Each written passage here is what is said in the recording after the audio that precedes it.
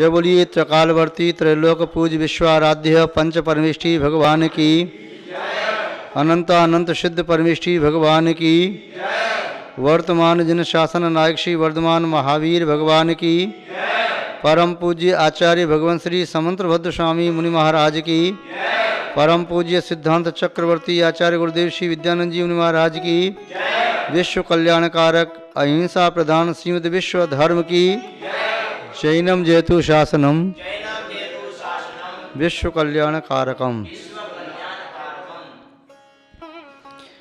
धर्म स्नेही सत श्रद्धालु यहाँ पर उपस्थित आप सभी भव्य वर पुंडरीक पुण्यात्मा महानुभाव आचार्य भगवान समंतभद्र स्वामी द्वारा विरचित रत्न करंडक श्रावकाचार ग्रंथ की वाचना में तृतीय अधिकार में कारिका नंबर 49 को देखा था। विगत स्वाध्याय में 49वीं कारिका के माध्यम से जाना कि चारित्र किसे कहते हैं।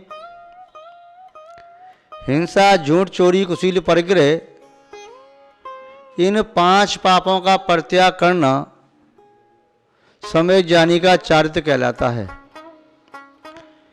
ये 5 द्वार हैं जिनके माध्यम से पाप रूपी कीचड़ बह बह करके आत्मा में आती है। जैसे आत्मा में आसव के 5 द्वार मिथ्यात्व, अविरति, प्रमाद, कषाय और योग,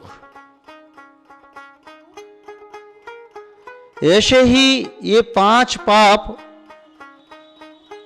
ये द्वार हैं, बहुत बड़ी पाइप हैं जिनमें से निरंतर कीचड़ भर भर आ रही है, निरंतर आ रही है। आत्मा उन पाप की कीचड़ में संलिप्त होता चला जाता है। इन 5 पापों से जो विरक्त हो जाता है, विरक्त कौन होता है?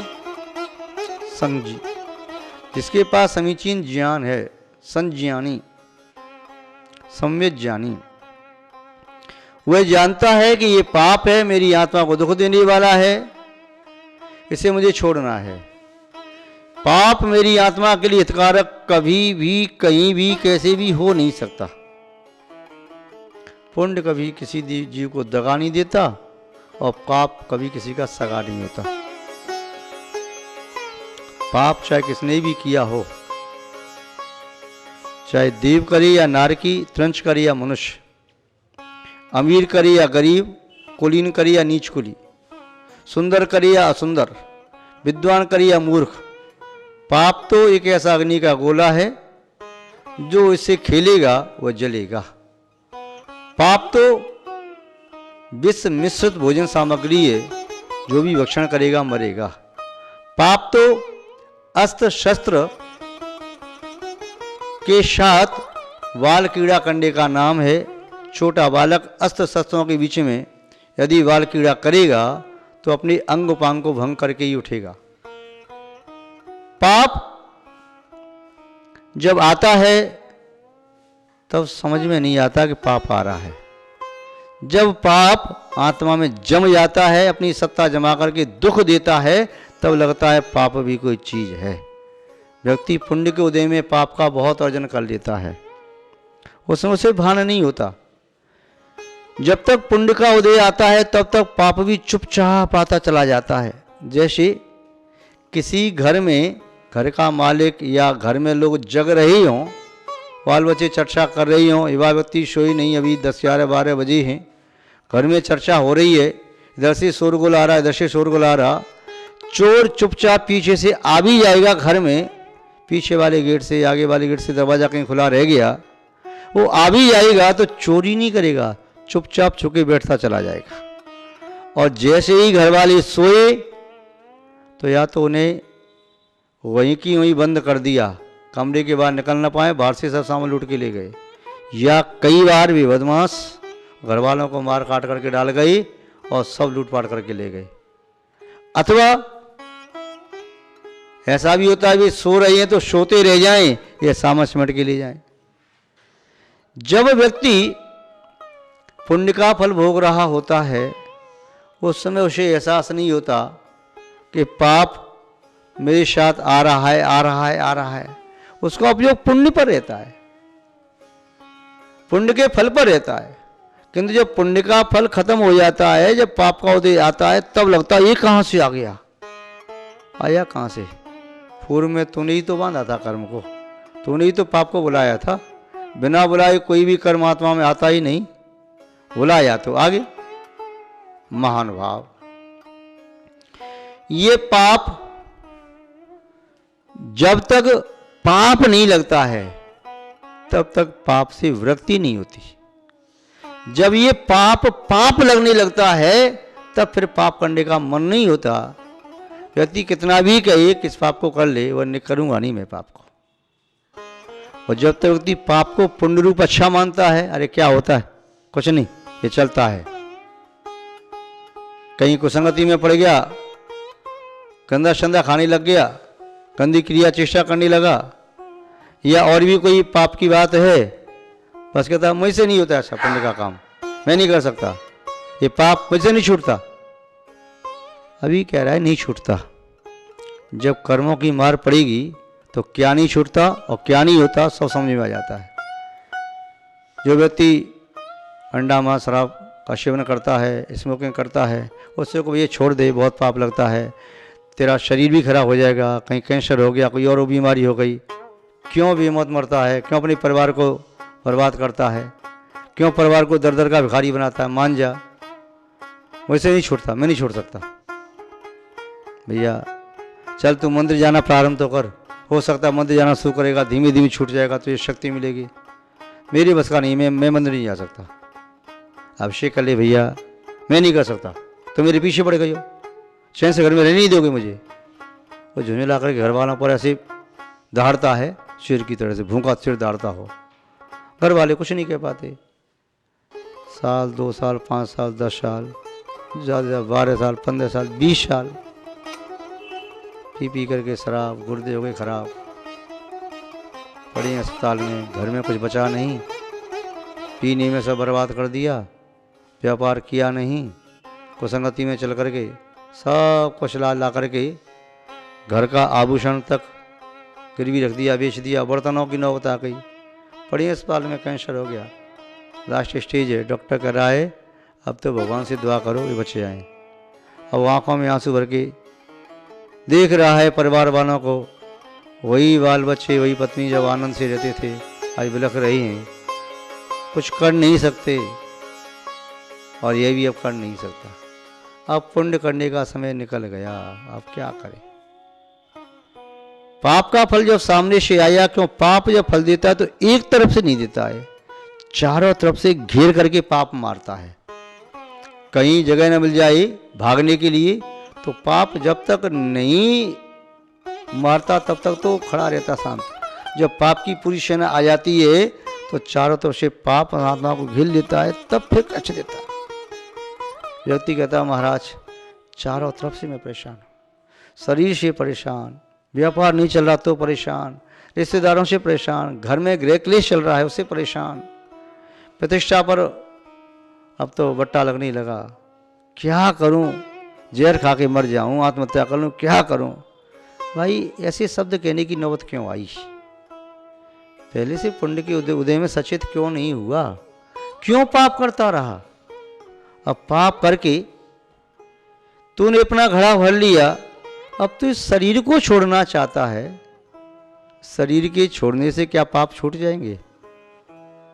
तेरे पाप कर्म क्या शरीर से छुप गए हैं जो शरीर को छोड़ते ही वे पाप छूट जाएं? अरे भाई वे पाप कर्म तो आत्मा के प्रदोषों से छुप गए हैं। जहां भी आत्मा जाएगी वे पाप कृतियां आत्मा के साथ में जाएंगी। आत्मा चाहे नरक में जाए, चाहे त्रंशगति में जाए, चाहे देवद्रोती में जाए, चाहे मनुष्य में पैदा हो जाए, पाप का फल तो भोगना पड़ेगा। व्यंत्र आदि देव हो गए तो अन्य देवों से युद्ध हो रहा, मारपीट कर रहे हैं, उसे नौकरी तरह काम ले रहे हैं। पापी जीव अलग रहो, कोई स्थान नहीं, भटकते फिर रहे हैं। पशु हुए तो बोझा ढोरे दिन रात, सर्दी गर्मी बरसात के दुख सहन कर रहे। नरक में गई तो नार की मार काट कर रहे निरंतर। मनुष्य बन गई तो फिर ऐसे कुल में जन्म लिया नीच कुल, दरिद्रता, विकलांग, शरीर रोगी, जन्मते ही माता पिता का वियोग हो गया, कुछ नहीं, अनाथ की तरह से, पाप छोड़ता नहीं है। परछाई भले ही साथ छोड़ जाए किंतु पाप साथ नहीं छोड़ता। परछाई अंधेरे में साथ छोड़ती है, जहाँ जहाँ प्रकाश मिलेगा परछाई तुम्हारी पड़ती ही रहेगी, किंतु पाप तो अंधेरे में भी साथ नहीं छोड़ता। शरीर छोड़ दो तभी साथ नहीं छोड़ता, पाप का फल तो भोगना ही पड़ता है। हाँ, यदि कहीं 3 लोग के नाथ के चरणों में बैठ गए, समोषण में पहुंच गए, थोड़ा पाप कमजोर पड़ा, दौड़ के पहुंच गए भगवान के पास और बैठ के भगवान के चरणों में आंख बंद करके 4 प्रकार के आजल का त्याग करके ब्रह्मचर्य का नियम लेकर के मैं बस आपके चरणों में बैठा हूँ, भगवान के सामने पाप प्रहार नहीं करता, किंतु भगवान के सामने पहुंचने के लिए भी तो पुण्य चाहिए, ऐसे थोड़ी पहुंच जाते। पश्यन्त पुण्य रहितानि वीतरागम, पुण्य से रहित व्यक्ति वीतरागी मुद्रा को देख नहीं पाता, स्वप्न में भी नहीं देखते। कई बार तो ऐसे पापी जीव भी देखे कि मंदिर के बाजू से दीवार लगी है, किंतु भगवान के दर्शन करने के लिए वर्ष में एक बार भी नहीं आ पाते। सुबह से लेकर शाम तक पाप कार्य में लिप्त हैं, गंदे शंदे पदार्थों के खाने में, पीने में, पाप की क्रियाओं में। घर में कलह मची है, घर में ऐसा बना रखा है, घर को नरक जैसा बना लिया, पाप में पाप कमाए जा रहे, पाप में पाप कमाए जा रहे, ऐसे भी पापी जीव हैं। और ऐसे पुण्यात्मा भी देखे जो 2-2 किलोमीटर से 4-4 किलोमीटर से घर में बाहर नहीं है, पैदल चल करके जा रहे दर्शन करने के। बिना भगवान के दर्शन के तो मैं अन्न का दाना मुंह में नहीं डालूंगा, मैं पानी भी नहीं पीऊंगा। कहीं नौकरी लगी, वहाँ मंदिर नहीं है, तो अपनी छोटी सी भगवान एक लकड़ी के मंदिर में विराजमान कर लिए, स्फटिक मणि की मूर्ति विराजमान कर ली। डेली अभिषेक नहीं कर पाया तो कम से कम दर्शन तो मिलेंगे। वे नियम जिसने लिया, वर्षों से नियम चल रहा है, टूटा नहीं नियम। कभी ऐसी बात आई तो बस भोजन का त्याग कर दिया, पानी का त्याग कर दिया, उपवास कर लिया, पर नियम को नहीं तोड़ा। ऐसे पुण्यात्मा भी देखे, ऐसी कई माताएं देखी, हमने वृद्ध महिलाएं देखी जो अपने नियम के प्रति कट्टरता से पालन करने वाली। आज भगवान के दर्शन नहीं मिले, पूजा नहीं की ना, आज तो मन अच्छा नहीं लग रहा। आज भोजन, क्या भोजन करना, अब नहीं भोजन, कल करेंगे भगवान की पूजा दर्शन करके। ऐसे पुण्यात्मा भी कि उन्हें संयोग से जहाँ मकान लिया वहीं पर मंदिर बनने का प्रस्ताव आ गया, मंदिर बन गया। जहाँ मंदिर था वहाँ मकान मिल गया, चाहे किराए का मिला चाहे अपना बनाया। ऐसा पुण्य का उदय आया कि पुण्य के उदय से स्वतः अनुकूलता बनती लगी। पुण्य के उदय से साधर्मी का संयोग मिला, वह भी पुण्यात्मा मिला, खुद पुण्यात्मा। जीवन साथी पुण्यात्मा मिला, वह पुण्य के कार्य से कभी रोकती नहीं। और उसकी पत्नी भी कहती है मुझे कितनी अच्छी पति मिली, मुझे धर्म से कभी रोकती ही नहीं है, प्रेरणा देती है, तू जितना धर्म करना है, पुण्य करना कर, मैं भी कर रहा हूँ शक्ति अनुसार, तू कर, तेरे लिए कभी मना नहीं है। चौका लगाना है चौका लगा, आहार देना है आहार दे, स्वाध्याय कर, पूजा पाठ कर, व्रतवास कर, खूब कर। तो जीवन साथी पुण्यात्मा मिलना भी तो पुण्य का उदय है। माता पिता पुण्यात्मा मिलना, संतान पुण्यात्मा होना। तो यहाँ पर कह रही है, वह 49वें श्लोक में कहा कि 5 पापों से व्यक्ति का नाम ही चारित्र है। वह चारित्र 2 प्रकार का होता है, सकलम विकलम चरणम। आचरण बोधक कह रहे हैं, सकलम विकलम चरणम तत्सकलम सर्वसंग विरतानाम अनगाराणाम विकलम सागाराणाम ससंगानाम। चारित्र 2 प्रकार का है, सकल चारित्र और विकल चारित्र। सकल चारित्र क्या है? सर्वसंग विरतानाम, हिंसादि 5 पापों का पूर्णतया त्याग, अहिंसादि व्रतों का पालन करना, ये सकल चारित्र किनका होता है? सर्वसंग विरतानाम, संपूर्ण परिग्रह का त्याग करने वाली अनगाराणाम, साधुओं के होता है। और विकलम सागाराणाम, विकल चारित्र, देश चारित्र, सागार जो घर में रहते हैं उनके होता है।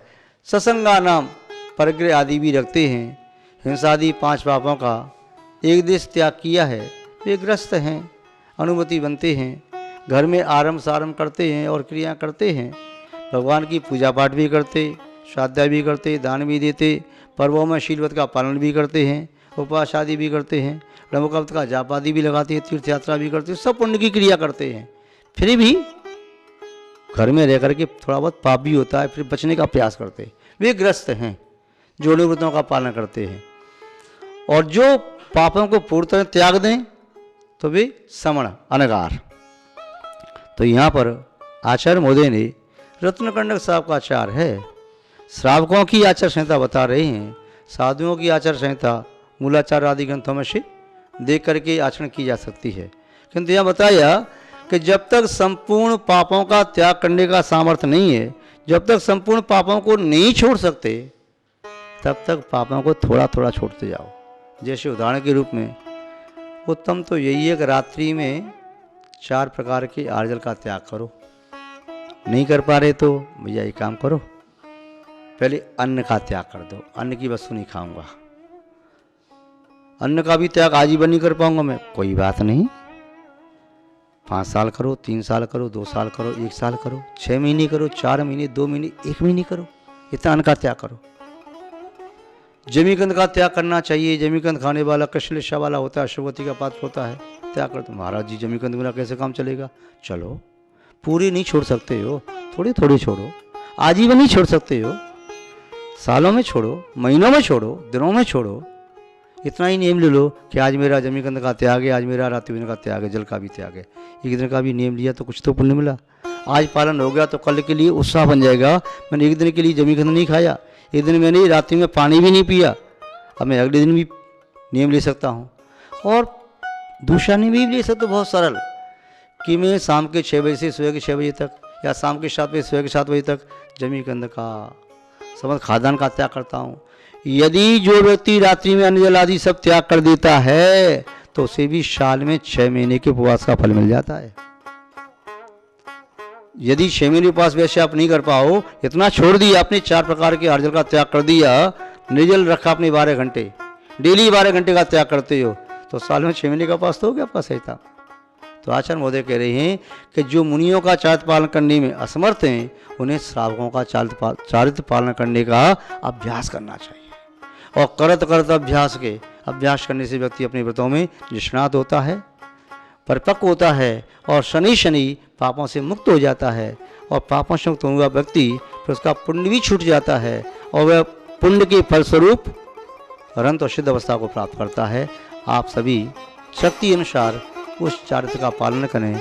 बिना चारित्र का पालन किए कोई धर्मात्मा कैसे बनेगा, मोक्ष मार्गी कैसे बनेगा? तो आप लोग मोक्ष मार्गी बने, धर्मात्मा बने, यही हमारा आपके लिए मंगल आशीर्वाद है। इसी के साथ शब्द श्रृंखला को विराम देते हैं।